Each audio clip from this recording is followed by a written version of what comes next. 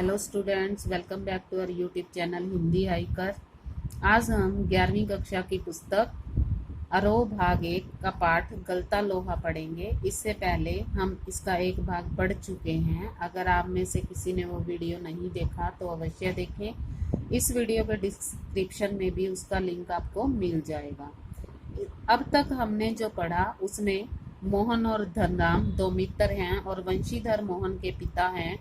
धनराम ना पढ़ने की वजह से अपनी पढ़ाई कम पढ़ने की वजह से अपनी पढ़ाई छोड़ देता है और मोहन 5वीं कक्षा में अच्छे अंक लेकर पास होता है और उसे छात्रवृत्ति भी मिलती है, जिससे उसके पिता का उसका पढ़ाई के प्रति और हौसला बढ़ जाता है और वो उसे अपने गांव से 4 मील के दूर में 4 मील दूर स्कूल में उसको भर्ती करा देते हैं और मोहन को पढ़ाई करने वाले बालकों के उदाहरण दे देकर उसका हौसला बढ़ाते हैं। चलिए आगे बढ़ते हैं। वर्षा के दिनों में नदी पार करने की कठिनाई को देखते हुए वंशीधर ने नदी पार के गांव में एक यजमान के घर मोहन का डेरा तय कर दिया। घर के अन्य बच्चों की तरह मोहन खा पीकर स्कूल जाता और छुट्टियों में नदी उतार पर होने पर गांव लौट आता था। संयोग की बात, एक बार छुट्टी के पहले दिन जब नदी का पानी उतार पर ही था और मोहन कुछ घसियारों के साथ नदी पार कर घर आ रहा था तो पहाड़ी के दूसरी ओर भारी वर्षा होने के कारण अचानक नदी में पानी बढ़ गया। पहले नदी की धारा में झाड़ झकाड़ और पत्ते आने शुरू हुए तो अनुभवी घिसियारों ने तेजी से पानी को काटकर आगे बढ़ने की कोशिश की, लेकिन किनारे पहुंचते न पहुंचते मटमैले पानी का रेला यानी कि एक समूह उन तक आ पहुंचा। वे लोग किसी प्रकार सकुशल इस पार पहुंचने में सफल हो गए। इस घटना के बाद वंशीधर घबरा गए और बच्चे के भविष्य को लेकर चिंतित हो गए। बिरादरी के एक संपन्न परिवार का युवक रमेश उन दिनों लखनऊ से छुट्टियों में गांव आया हुआ था, यानी कि उनके रिश्तेदारी में था वो युवक जिसका नाम रमेश था। बातों बातों में वंशीधर ने मोहन की पढ़ाई के संबंध में उससे अपनी चिंता प्रकट की तो उसने न केवल अपनी सहानुभूति जतलाई बल्कि उसे सुझाव भी दिया कि वे मोहन को उसके साथ लखनऊ भेज दें। घर में यहाँ 4 प्राणी हैं, एक और बढ़ जाने से कोई फर्क नहीं पड़ता, बल्कि बड़े शहर में रहकर वह अच्छी तरह से पढ़ लिख सकेगा। अब वंशीधर को जैसे रमेश के रूप में साक्षात भगवान मिल गए हों। उनकी आंखों में पानी छल छलाने लगा। भले गले से वे केवल इतना ही कह पाए कि बिरादरी का यही सारा होता है, यानी कि रिश्तेदारी का बहुत सुख होता है, उन्होंने ये कहा। छुट्टियां शेष होने पर रमेश वापस लौटा तो माँ बाप और अपनी गांव की दुनिया से बिछुड़कर सहमा सहमा सा मोहन भी उसके साथ लखनऊ आ पहुंचा। अब मोहन की जिंदगी का एक नया अध्याय शुरू हुआ। घर की दोनों महिलाओं, जिन्हें वह चाची और भाभी कहकर पुकारता था, का हाथ बटाने के अलावा धीरे धीरे वह मोहल्ले की सभी चाचियों और भाभियों के लिए कामकाज में हाथ बटाने का साधन बन गया। मोहन, थोड़ा दही तो ला दे बाजार से। मोहन, ये कपड़े धोबी को दे तो आ। मोहन, 1 किलो तो आलू ला दे। औसत दफ्तरी बड़े बाबू की हैसियत वाले रमेश के लिए मोहन को अपना भाई बिरादर बतलाना अपने सम्मान के विरुद्ध जान पड़ता था और उसे घरेलू नौकर से अधिक हैसियत वह नहीं देता था, यानी कि उसने उसे अपना नौकर का वहां जाकर। इस बात को मोहन भी समझने लगा था। थोड़ी बहुत हीला हवाली करने के बाद रमेश के निकट के ही एक साधारण से स्कूल में उसका नाम लिखवा दिया, लेकिन एकदम नए वातावरण और रात दिन के काम के बोझ के कारण गांव का वह मेधावी छात्र शहर के स्कूली जीवन में अपनी कोई पहचान न बना पाया। उसका जीवन एक बंधी बंधाई लीक पर चलता रहा। साल में एक बार गर्मियों की छुट्टी में गांव जाने का मौका भी तो तभी मिलता जब रमेश या उसके घर का कोई प्राणी गांव जाने वाला होता, वरना उन छुट्टियों को भी अगले दर्जे की तैयारी के नाम पर उसे शहर में ही गुजार देना पड़ता था। अगले दर्जे की तैयारी तो बहाना भर थी, सवाल रमेश और उसकी गृहस्थी की सुविधा असुविधा का था। मोहन ने परिस्थितियों से समझौता कर लिया था क्योंकि और कोई चारा नहीं था। घर वालों को भी उसकी वास्तविक स्थिति बतलाकर वह दुखी नहीं करना चाहता था। वंशीधर उनके सुनहरे भविष्य के सपने देख रहा था। अब मोहन को बहुत नौकरों जैसा काम करवा रहे थे, वहां पर उसकी पढ़ाई नहीं हो रही थी ढंग से और वो अपने घर वालों को ये बातें बताकर उन्हें निराश नहीं करना चाहता था। और उसके पिता उसको देखकर, उसके भविष्य को देखकर बहुत चिंतित थे। उन्होंने बड़े बड़े सपने उसके लिए देख रखे थे।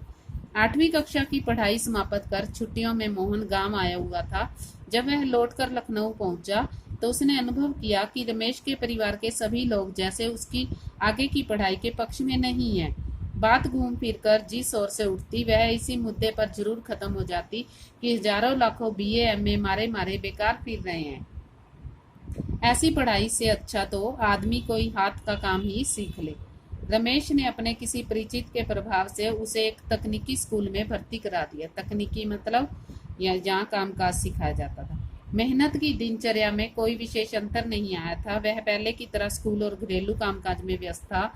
धीरे धीरे 1.5-2 वर्ष का यह समय भी बीत गया और मोहन अपने पैरों पर खड़ा होने के लिए कारखानों और फैक्ट्रियों के चक्कर लगाने लगा।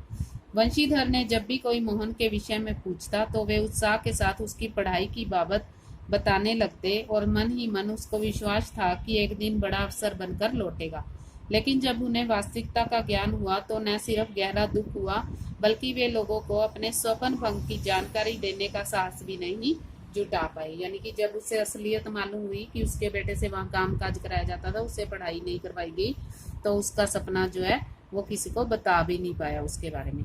धनराम ने भी एक दिन उससे मोहन के बारे में पूछा था।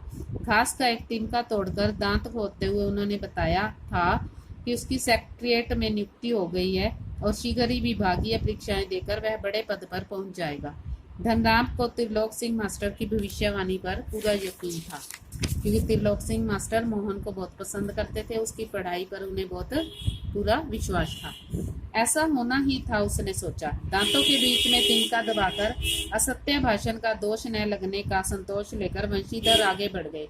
धनराम के शब्द, मोहन लल्ला बचपन से ही बड़े बुद्धिमान थे, उन्हें बहुत देर तक कचोटते रहे।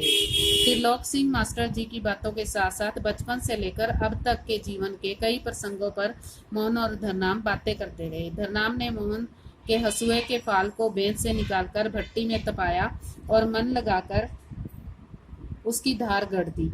गर्म लोहे को हवा में ठंडा होने में काफी समय लग गया था। धनराम ने उसे वापस बेंत पहनाकर मोहन को लौटाते हुए जैसे अपनी भूल चूक के लिए माफी मांगी हो। बेचारे पंडित जी की तो फुर्सत नहीं रहती, लेकिन किसी के हाथ भिजवा देते तो मैं तत्काल बना देता।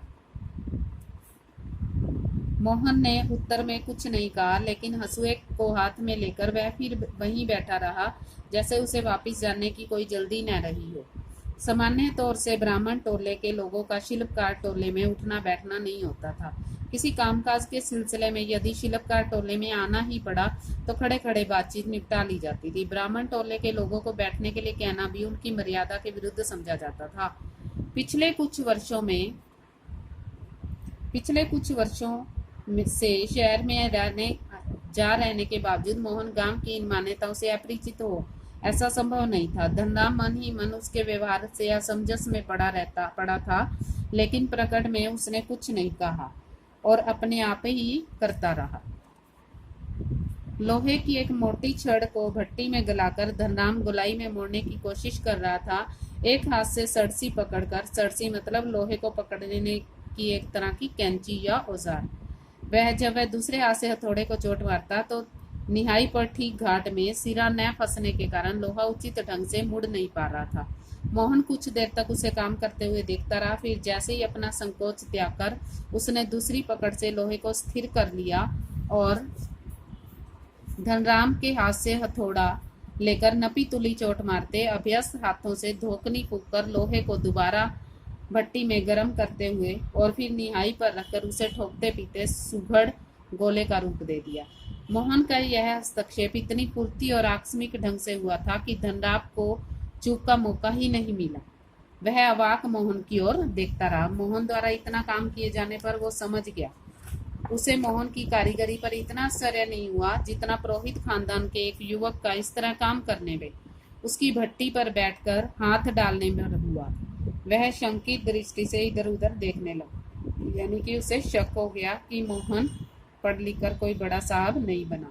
धनराम की संकोच, असमंजस और धर्म संकट की स्थिति से उदासीन मोहन संतुष्ट भाव से अपने लोहे के छल्ले की त्रुटिहीन गोलाई को जांच रहा था। उसने धननाभ की और अपनी कारीगरी की स्वीकृति पाने की मुद्रा में देखा। उसकी आंखों में एक सर्जक की चमक थी। सर्जक मतलब निर्माण करने वाले, जिसमें न स्पर्धा थी, यानी कि उसमें आगे निकलने की होड़ नहीं थी, और न ही किसी प्रकार की हार जीत का उसके मन में भाव था। देखिए इस प्रकार कैसे मोहन की पढ़ाई बीच में छूट गई और कैसे उसके रिश्तेदारों ने उसके साथ धोखा किया, पर उसका जो धनराम साथी था वो ये बात समझ गया कि मोहन कोई बड़ा अफसर नहीं बना है, वो सिर्फ कारीगरी का काम ही सीखा है, एक शिल्पकार का काम ही सीखा है। अगर आपको ये वीडियो पसंद आती है तो लाइक करें, शेयर करें, चैनल को सब्सक्राइब करें, साथ में दिए गए बेल आइकन को अवश्य दबाएं, और अगर आपका कोई सुझाव है तो कमेंट बॉक्स में लिखकर भेजें। धन्यवाद।